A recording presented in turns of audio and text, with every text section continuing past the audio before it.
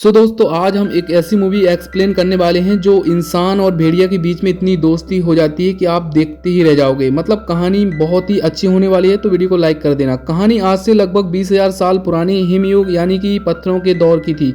Europe के बर्फीले और बेरहम माहौल में एक छोटा सा इंसानी कबीला रहता है। कबीले में प्रमुख टाऊ का एक बेटा केड़ा जो मतलब स्वभाव से बहुत दयालु है और भावुक शांत है, मतलब बहुत ही शांत रहता है और योद्धा बन चुके हैं। केड़ा भी पहली बार इस शिकार पर जाता है, लेकिन उनके पिता बहुत ही चिंतित रहते हैं क्योंकि केड़ा शिकार करने में बहुत ही डरता था और उनको जानवर मारने में उसे बहुत ही दिक्कत होती थी, किसी को मार नहीं पाता था जो दुनिया में जीवित रहने के लिए चाहिए। यात्रा पर निकलने से पहले ताऊ अपने बेटे को एक भाला बनाना सिखाता है और समझाता है कि दर्द और ताकत ही इंसान को जिंदा रखती है। कबीले के योद्धा अपने पारंपरिक रास्ते पर आगे बढ़ते हैं। रास्ते में टाऊ अपने बेटे को आसमान के तारों का रास्ता दिखाता है और सिखाता है कि उत्तरी तारा दिखता है जो अपने घर के रास्ता याद दिलाने का सबसे बड़ा जरिया है। कई दिनों कठिन यात्रा के बाद एक विशाल मैदान में पहुंचते हैं जहां जंगली मिशन का एक बड़ा झुंड चल रहा होता है। योजना यही बनती है कि कबीले वाले मिशन को झुंड को घेर कर उन्हें एक पहुंचे हुए पहाड़ की चट्टान की तरफ भगाएंगे ताकि वे नीचे गिरकर मर जाएं। शिकार शुरू होता है और कबीले वाले शोर मचाकर बिशनों को भगाते हैं, लेकिन अचानक एक विशाल बिशन घूम कर जाता है और सीधे केड़ा पर हमला कर देता है। केड़ा डर के मारे भाला नहीं चला पाता। बिशन अपने सींगों से केड़ा को उठाकर सीधे 100 फीट गहरी चट्टान के नीचे फेंक देता है। केड़ा नीचे गिरते समय पहाड़ की बेहद सक्रिय पथरीली दरार पर जा अटकता है। उसका पैर टूट जाता है और वो बेहोश हो जाता है। टाऊ अपने बेटे को बचाने के लिए नीचे उतरने की कोशिश करता है, लेकिन कबीले वाले अन्य सदस्य उसको रोकते हैं क्योंकि चट्टान इतनी सीधी है कि नीचे जाना नामुमकिन है। टाऊ रोता हुआ है, लेकिन अंत में नियम के अनुसार वे केड़ा को मृत मान लेते हैं। चट्टान के ऊपर पत्थरों का एक छोटा सा स्मारक बना देते हैं, उसकी मतलब एक पत्थर रख देते हैं और उसे मृत मानकर अपने कबीले की तरफ लौट जाते हैं सब लोग। कीड़ा को होश आता है और वह देखता है कि वह एक बहुत ही सकरे पत्थर पर फंसा हुआ है। नीचे सैकड़ों फीट गहरी खाई है। कोई मदद के लिए नहीं आता है और वह भीषण दर्द और वह रोता है, चिल्लाता है, लेकिन उसकी आवाज़ सुनने के लिए कोई नहीं है। तभी मौसम बदलता है और भारी बारिश होती है। नीचे की नदी पानी बढ़ने लगता है। कीड़ा समझ जाता है कि अगर वह इस पर अटका रहा तो भूखा या ठंड से मर जाएगा। वह हिम्मत जुटाता है और टूटे हुए पैर के साथ नदी के उफनते हुए पानी में छलांग लगा देता है। पानी का तेज बहाव इतना ज़्यादा था कि किनारे पर फेंक देता है। कीड़ा किसी तरह अपने पैर को टूटी हुई हड्डी के सीधा करने के लिए एक लकड़ी का इस्तेमाल करता है, मतलब लकड़ी और पत्थर का सहारा लेता है और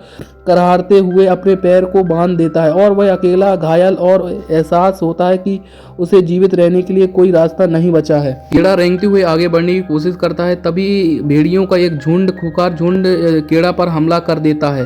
कीड़ा टूटे हुए पैर के साथ सूखे पेड़ पर चढ़ने की कोशिश करता है और अपनी जान बचाने के लिए वह अपने भाले के एक भेड़ियों पर हमला कर देता है और उसे गंभीर रूप से घायल कर देता है। बाकी भेड़िए अपने घायल साथी को छोड़कर आगे भाग जाते हैं। पेड़ सुधरने के बाद कीड़ा का पहला विचार उस घायल भेड़िए को मारने का आता है ताकि उसका मांस खा सके और उसकी खाल पहन सके, लेकिन दयालु कीड़ा भाला उठाते ही रुक जाता है और वह उस भेड़िए की आंखों में वही डर और दर्द देखता है। कीड़ा उस भेड़िए के मुंह में एक मजबूत पट्टे से बांध देता ताकि वह उसे काट ना सके और उसे घसीटते हुए एक पास की गुफा में ले जाता है। गुफा के भीतर कीड़ा और वह भेड़िया दोनों को एक दूसरे को दुश्मन की तरह देखते हैं। देखभाल है जहां कीड़ा नदी से पानी लाकर भेड़िए के घाव में धोता है और उस पर जड़ी बूटियां लगाता है। वह भेड़िए के लिए पीने के लिए पानी और खाने के लिए मांस का टुकड़े देता है। विश्वास है जहां भेड़िया धीरे धीरे ठीक होने लगता है, वह समझ जाता है कि यह इंसान उसे नुकसान नहीं पहुंचाना चाहता है। भेड़िया अब गुर्राना बंद कर देता है। कीड़ा उसका नाम अल्फा रख देता है। जब अल्फा पूरी तरह ठीक हो जाती है तो कीड़ा उसे आज़ाद कर देता है ताकि वह अपने झुंड के वापस जा सके। अल्फा दूर जाती भी है, लेकिन कुछ दूर जाकर रुक जाती है और वापस लौटकर कीड़ा के पास आ जाती है। दोनों के बीच एक अटूट रिश्ता बन चुका होता है। अब दोनों साथ मिलकर शिकार करना शुरू करते हैं। अल्फा कीड़ा के लिए शिकार का पीछा करती है और कीड़ा अपने भाले और तीर कमान से शिकार करता है। दोनों एक ही आग के पास सोते हैं और एक दूसरे को ठंड से बचाते हैं। सर्दियों पूरी तरह आ चुकी होती हैं और इलाका कई फीट बर्फीला से कई फीट ढक जाता है। तापमान शून्य से नीचे चला जाता है। कीड़ा को अपने पिता द्वारा बताए गए उत्तरी तारे की दिशा में चलना होता है। रास्ते में उन्हें भयानक खतरों का सामना करना पड़ता है। एक जगह उन्हें भूखे लगड़बगों का झुंड उन पर हमला करता है। अल्फा और कीड़ा मिलकर उनका सामना करते हुए गुफा में छिपकर जान बचाते हैं। फिर एक प्राचीन विशाल तेंदुए से उनका सामना होता है। उस लड़ाई में कीड़ा और अल्फा दोनों मुश्किल से बच पाते हैं। इसके बाद चलते चलते कीड़ा एक जमी हुई झील के पतले बर्फ पर कदम देता है और बर्फ टूट जाती है। कीड़ा बर्फीले पानी के नीचे डूब जाता है। अल्फा ऊपर से बर्फ को अपने पंजों से खोदती है और कीड़ा का कोट अपने दांतों से पकड़कर उसे बर्फीले पानी से बाहर खींच लेती है। इन हादसे के बाद दोनों बहुत ही कमजोर हो जाते हैं। अल्फा बहुत ही बीमार पड़ जाती है और उसे चलना नहीं जाता। कीड़ा खुद भी भूख, ठंड और थकान से टूटने की कगार पर है, लेकिन वह अल्फा को अकेला छोड़ने से इनकार कर देता है और वह अल्फा को अपनी बाहों में उठाता है और भारी बर्फबारी के बीच कदम बढ़ाता है।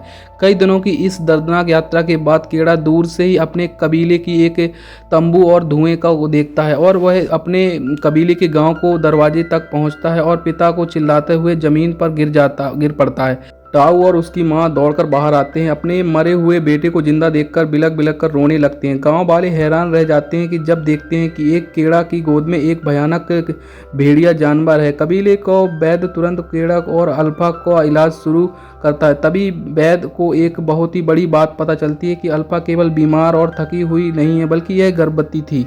उसी समय कबीले के बीच गर्म तंबू में अल्फा अपने सुंदर और स्वस्थ बच्चों को जन्म देती है। कीड़ा और उसके पिता उन बच्चों को देखकर बहुत ही मुस्कुराते हैं। सो भाई, आपको ये कहानी कैसी लगी आप मेरे को कमेंट में जरूर बताना, और वीडियो को अभी तक लाइक नहीं किया तो प्लीज़ यार लाइक कर देना और चैनल को भी सब्सक्राइब कर देना ऐसी और एक्सप्लेन मूवी देखने के लिए।